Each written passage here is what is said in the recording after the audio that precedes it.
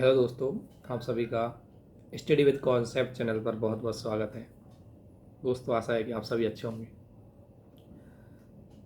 दोस्तों, आज कुछ ऐसी बातों पे हम डिस्कशन करेंगे जो बहुत सारे स्टूडेंट की सबसे बड़ी समस्याएं होती हैं। कई ऐसे पेरेंट होते हैं, स्टूडेंट या होते हैं, कैंडिडेट होते हैं जो बहुत अच्छे से पढ़ाई करते हैं, जिनकी तैयारी भी बहुत अच्छे से होती है, परंतु उनका सिलेक्शन नहीं हो पाता।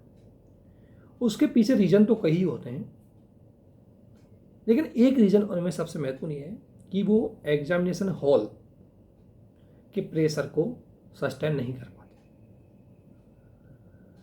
वो परीक्षा के दौरान अपने आप को प्रेशर में फील करते हैं, परीक्षा के दौरान अपने आप को प्रेजेंट नहीं रख पाते अच्छे से, क्योंकि कई बार क्या है कि हम एग्ज़ाम देते हैं, अचानक से हमें कोई शुरू में कुछ 2-3 क्वेश्चन बहुत ज़्यादा टफ आ जाते हैं। शुरू में 10-5 क्वेश्चन आपके बहुत लेंथी आ गए, या मान लें आप कोई एग्ज़ाम दे रहे हैं, उसका जैसे यूपीएससी का पिछली साल अगर देखा है तो प्री का, अगर 20 का प्री का आपने देखा होगा, तो एक बी ना या सी बुकलेट थी, उसका पहले 10 क्वेश्चन बहुत ज़्यादा टफ थे, तो उससे कई सारे स्टूडेंट घबरा गए कि यार इतना टफ है, कैसे पास होंगे।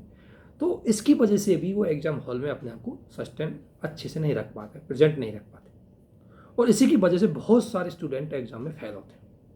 और विशेषकर वो स्टूडेंट जो बहुत ज़्यादा पढ़ते भी बहुत ज़्यादा है, लेकिन वो एग्जामिनेशन हॉल में अपने उस नॉलेज को यूज नहीं कर पाते, और इसकी वजह से फेल होते हैं।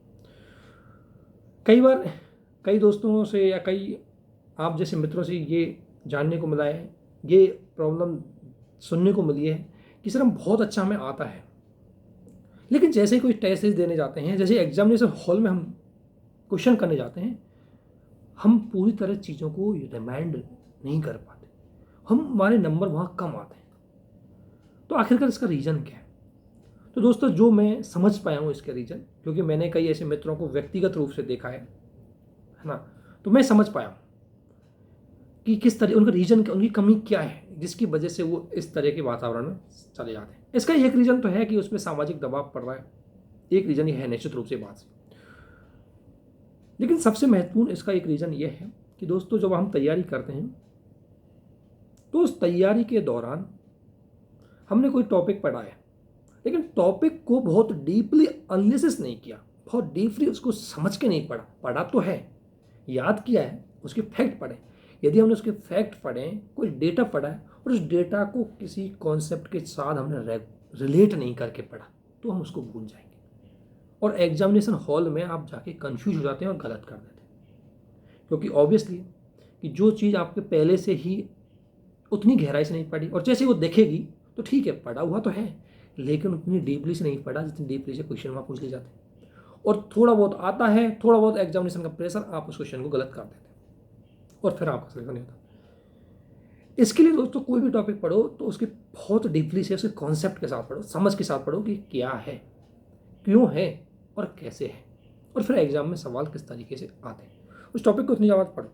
सेकंड जो वीकनेस हमारा होता है, वो होता है रिवीजन की कमी।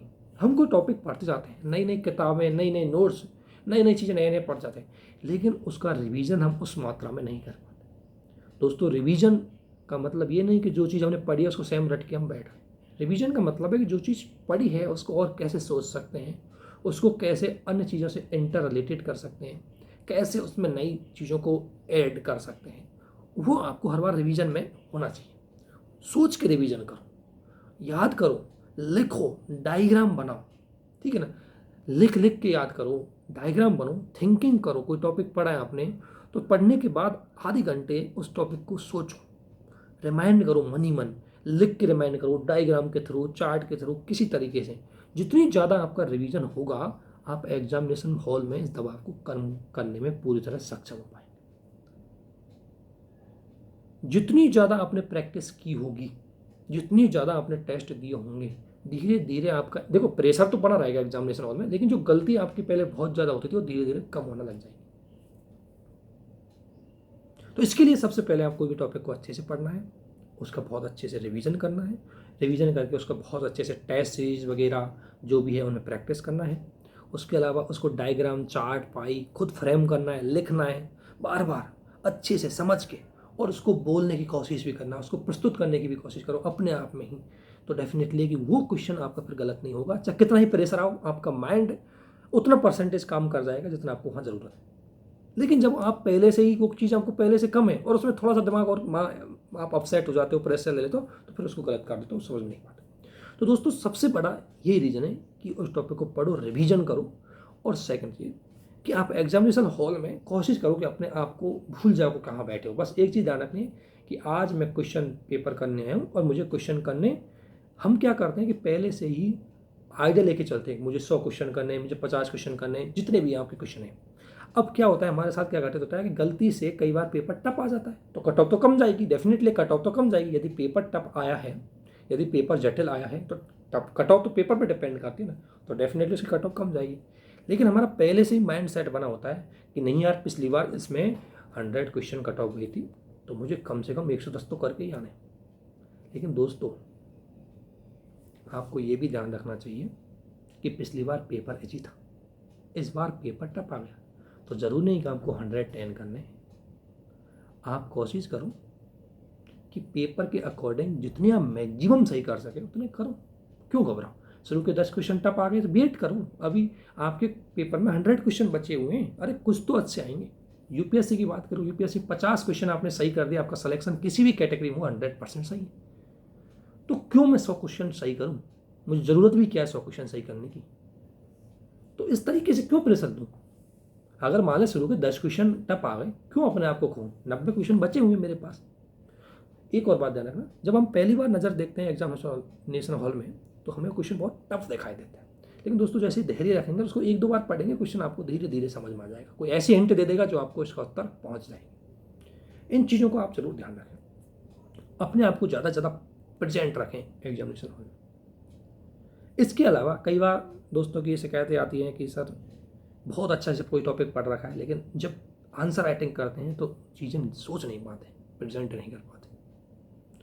तो उसका एक रीज़न सबसे बड़ा ये है कि कई बार तो पहली बार मैं आंसर राइटिंग करने जा रहा हूँ तो मैं बहुत ज़्यादा आशा लेके बैठ, एक्सपेक्टेशन लेके बैठा हूँ तो मेरा बेस्ट आंसर होना चाहिए। ऐसा नहीं, आप ट्राई करो, लिखो, गलत हो रहा है, कम नंबर आ रहे हैं, जैसा भी हो रहा है, लेकिन जैसे जैसे आप उसको ट्राई करेंगे, बार बार लिखेंगे और हर बार सोचेंगे कि मैंने इस बार ऐसा लिखा, इसमें ये कमियां थी, इसकी वजह से मैं आंसर ऐसा नहीं लिख पाया, अब मुझे दोबारा इस बार सोचने के लिए इस तरीके से सोचना चाहिए और वो उसके इस तरीके से मैं प्रस्तुत करूँगा ताकि मैं अच्छे से उसका उत्तर कर सकूँ।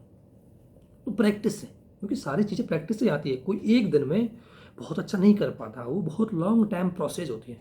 जितने भी आप टॉपर्स देखते हैं, जितने भी आपके सेलेक्टर देखते हैं, उनके पीछे उनकी मेहनत को देखो दोस्तों, कितने ज़्यादा उन्होंने टेस्ट चीज़ें दी, 50-50, 20-20 टेस्ट, कम से कम मैंने कम से कम 600-1000 क्वेश्चन, कितनी बार क्वेश्चन लिखे हैं, तब जाकर के मेरा एक फ्लो अप बना था। वो भी ऐसा नहीं बहुत ज़्यादा परफेक्ट है, बस इतना बना कि मैं क्वेश्चन की फ्रेमिंग कर सकता हूँ। एक्सीलेंट नहीं, बट उस बेतक कि मैं उसकी फ्रेमिंग कर सकता हूँ। जिनके नंबर अच्छे आते हैं, रैंक अच्छी आती है, उनकी मेहनत को देखो, कितनी प्रैक्टिसेज उन्होंने की है। हो सकता है कई बार क्या होता है कि आपकी इस साल तैयारी अच्छी थी, बहुत अच्छे से टेस्ट थी, लेकिन उस साल आपका सिलेक्शन नहीं हुआ, लेकिन दोस्तों अगली साल वो तैयारी फिर आपके काम आती है, आपका सिलेक्शन देके चली जाती है।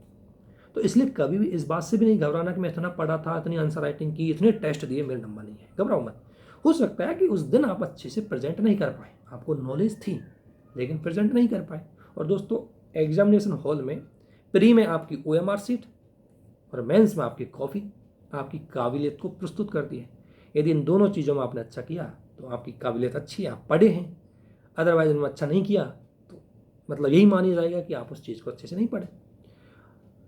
तो ये चीज़ भी आपको ध्यान रखनी है। इस डाउट को भी आप ध्यान रखना कि अगर मतलब आपने अच्छा पढ़ा है, कई बार आपको रिजल्ट अच्छे से नहीं मिल पाता तो हताश होने की कोई दिक्कत नहीं है, धैर्य रखो, दोबारा से वो कहीं ना कहीं वो चीज़ काम आएगी डेफिनेटली आपकी।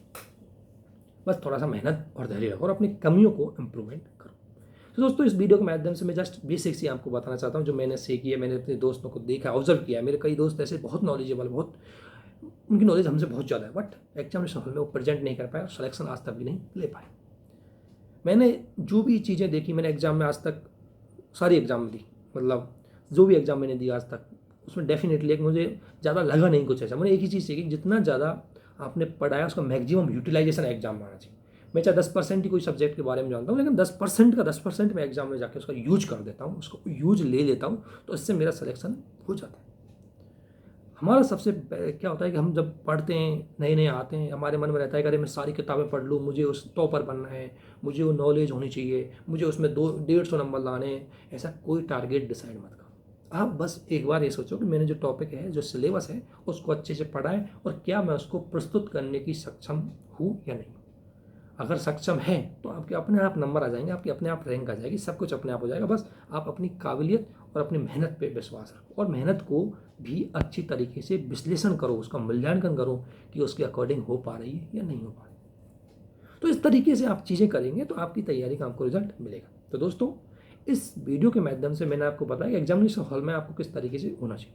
इसके अलावा कई दोस्तों से मैंने सुना है कि बहुत ज़्यादा उस माइक्रो लेवल पर गलतियां कर देते हैं, छोटी छोटी गलतियां कर देते हैं, है ना, सिली मिस्टेक्स कर देते हैं। दोस्तों, सिली मिस्टेक ऐसे नहीं होती। सिली मिस्टेक का एक सबसे बड़ा रीज़न है कि आपका रिवीजन कम है और दूसरा आपकी प्रैक्टिस कम है। यदि आपका प्रैक्टिस और रिवीजन कम है तो आपसे सिली मिस्टेक बहुत ज़्यादा होंगी और एग्जामिनेशन में फेल होने का कारण यह नहीं होता कि आप पे कम आता है। एग्जामिनेशन में फेल होने का मुख्य कारण जो होता है वो यह होता है कि आप पे जो आता है उसका यूज नहीं कर पाए। ज़्यादातर स्टूडेंट इसी वजह से फेल होते हैं। इसका मतलब ये नहीं को पढ़े नहीं, बहुत अच्छे नॉलेजेबल होते हैं, बहुत मेहनत भी उन्होंने करी होती है, लेकिन कई बार उनका प्री या मेंस नहीं निकल पाता। बिकॉज क्यों? क्योंकि उनके द्वारा जो माइंड में जो नॉलेज फिट है, जो उन्होंने पढ़ा है, उसको दोस्तों प्रस्तुत नहीं कर पाए। दोस्तों, मैं ये चीज़ें आपको इसलिए बता रहा हूँ ताकि आप में अगर ये कमी है तो इसको इम्प्रूवमेंट करो, क्योंकि इसमें टाइम लगता है। ऐसा नहीं कि आप इसको 1 दिन में 2 दिन में सही कर सकते हो। दोस्तों, निरंतर प्रयास से ही ये चीज़ें आप सबक सीख पाएंगे। इसको अच्छे से तभी सीख पाएंगे जब आप निरंतर प्रयास करेंगे। बहुत सारे दोस्त हैं, जयपुर में मेरे दोस्त थे बहुत सारे, उनका मेन कारण ये था, बहुत अच्छी नॉलेज थी लेकिन एक एग्जाम से पास नहीं हुई। उसका रीज़न ये था, प्रेशर बहुत ज़्यादा एग्जामिनेशन हॉल का ले लेते थे। एग्जामिनेशन हॉल में हम क्या करते हैं, अरे मेरा नहीं होगा, पता नहीं मेरा पापा क्या बोलेगा, मेरी मम्मी क्या बोलेगी, अरे मेरा रिश्तेदार क्या बोलेगा, अरे यार मेरा उस दोस्त का हो जाएगा, मेरा नहीं होगा। अरे क्या आप इतनी तैयारी करते हैं, 1 साल की पूरी मेहनत करते हैं और ये सारी चीज़ें सोचने के लिए आपको एग्जामिनेशन हॉल ही मिलता है क्या? जिस दौरान आपको एक्शन लेने का काम करना चाहिए उस दौरान आप ये सोच रहे हैं। 2 घंटे, 2.5 घंटे, 3 घंटे, जितनी भी आपकी एग्जामिनेशन हॉल है या कोई भी टेस्ट सीरीज दे रहे हैं दोस्तों, उसमें बिल्कुल मत सोचो कि क्या होगा, इसका रिजल्ट क्या होगा। आप उस टाइम सिर्फ एक ही चीज़ सोचो कि मुझे अपना बेस्ट कैसे करना है, मुझे जो आता है उसका यूज कैसे करना है। उसके बाद देखी जाएगी क्या होगा क्या नहीं होगा। लेकिन उस 2 घंटे के दौर में आप ये बिल्कुल मत सोचो। ज़्यादातर स्टूडेंटों के फेल होने का कारण यही बनता है कि उनसे अगर 10 क्वेश्चन या 5 क्वेश्चन भी नहीं आए तो वो अपने आप के भविष्य को देखना चालू कर देते हैं और बैठ के सोचते हैं और उससे उनका माइंड सेट थोड़ा थोड़ा कम होता चला जाता है और फिर वो इतने एक्टिव एग्जामिनेशन हॉल में नहीं रह पाते। तो जिन दोस्तों की ये कमी होती है कि सर हम बहुत अच्छे से पढ़ते हैं फिर भी नंबर नहीं आते, सिलेक्शन नहीं होता, उसका मेन कारण यही होता है कि अपने आप को प्रस्तुत करें। तो अब मैं समरी में दोस्तों ये बोलना चाहता हूँ कि अपना रिवीजन बहुत अच्छे से पढ़ें, जो भी टॉपिक पढ़ा है उसको बहुत अच्छे से रिवीजन करें, बेकाम में प्रेशर से बचें। दुनिया क्या कहेगी, पड़ोसी क्या होगा, दोस्त का होगा, मेरा नहीं होगा, अरे कोई बात नहीं, इस बार दोस्त का होगा, अगली बार आपका हो जाएगा, कौन सी बड़ी बात है, किसी दिन तो होगा। लेकिन अपनी कमियों को सुधार करो और एग्जामिनेशन हॉल में आपको प्रेजेंट अच्छे से रखना है। इसके लिए आपको मेहनत, प्रैक्टिस, रिवीजन अच्छे से करना होगा, ज़्यादा से ज़्यादा टेस्ट सीरीज देनी होगी, ज़्यादा से ज़्यादा क्वेश्चनों को सॉल्व करना होगा, अपने आप का थिंकिंग करनी होगी, आपको सोच थोड़ी सी बढ़ानी होगी, सोचना पड़ेगा हर टॉपिक के बारे में। जैसे फॉर एग्जांपल मैं अगर फंडामेंटल राइट्स की बात करूं तो फंडामेंटल राइट्स क्या है, कहाँ से आए, क्यों आए, संविधान में क्यों जोड़ा गया, क्या इनका महत्व है, आजकल क्या हो रहा है, सुप्रीम कोर्ट की क्या जजमेंट है, हमारे क्या आर्टिकल है, ये आर्टिकल ऐसा क्यों है। थोड़ा बहुत आपको सोच के आधार पर, नहीं कि हुबेहू रटने बैठ गए इसको कि आर्टिकल 35 में ये बात लिखी हुई है, आर्टिकल 21 में ये राइट टू लाइफ वाला पार्ट लिखा हुआ है, ऐसे नहीं, उसको सोचो कि राइट टू लाइफ का मतलब क्या है। तो दोस्तों, उस तरीके से आपकी सोच बढ़ेगी, अच्छे से आप क्वेश्चन को प्रेजेंट करेंगे और आपकी सोच ही आपकी कॉपी में दिखेगी।